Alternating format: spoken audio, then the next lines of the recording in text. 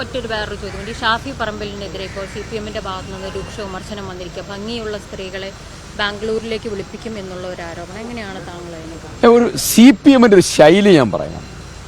ഒറ്റ തിരിഞ്ഞ് ആക്രമിക്കുക, എന്നിട്ട് പൊതുമധ്യത്തിൽ അപമാനിക്കുക, തെരഞ്ഞു പിടിച്ച് നേതാക്കന്മാരെ കേരളത്തിലെ ഒരു യൂത്തിൻ്റെ ഒരു മൂവ്മെൻറ്റ് കേരളത്തിലെ കോൺഗ്രസ് പാർട്ടിയിലും UDF-ലും ഉണ്ട്.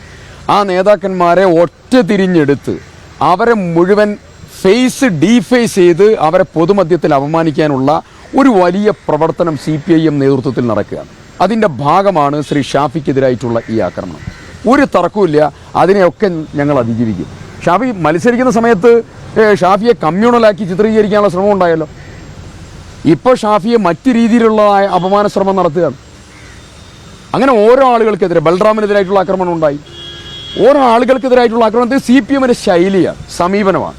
ഇപ്പം കൽപ്പറ്റയിൽ എനിക്കെതിരെ കൊട്ടേഷൻ മാഫിയ ക്രിമിനൽ സംഘ തലവൻ എന്ന് പറഞ്ഞാണ് CPM-ന്റെ പ്രകടനം നടന്നത്. അപ്പോൾ ഇതൊക്കെ എല്ലാവർക്കും അറിയാം. ഇത് CPM-ന്റെ സ്ഥിരം ശൈലിയാണ്. അതിലൊന്നും പിറകോട്ട് പോകുന്നവരും പേടിക്കുന്നവരുമല്ല ഞങ്ങളൊന്നും. പൊതുസമൂഹത്തിന് കൃത്യമായി CPM-നെ കുറിച്ച് കൃത്യമായി അറിയാം. ആദ്യം പട്ടി എന്ന് വിളിക്കും, പിന്നെ പേപ്പട്ടിയാക്കും, പിന്നെ തല്ലിക്കൊല്ലാനുള്ള നടപടിയെടുക്കും. ആ തല്ലിക്കൊല്ലലും CPM-ന്റെ സ്വഭാവം പൊതുസമൂഹത്തിന് കൃത്യമായിട്ട് അറിയാം. അതുകൊണ്ട് ഷാഫിയെ തൊടാനും ആക്രമിക്കാനും പൊതുസമൂഹം അനുവദിക്കുന്ന പ്രശ്നമില്ല.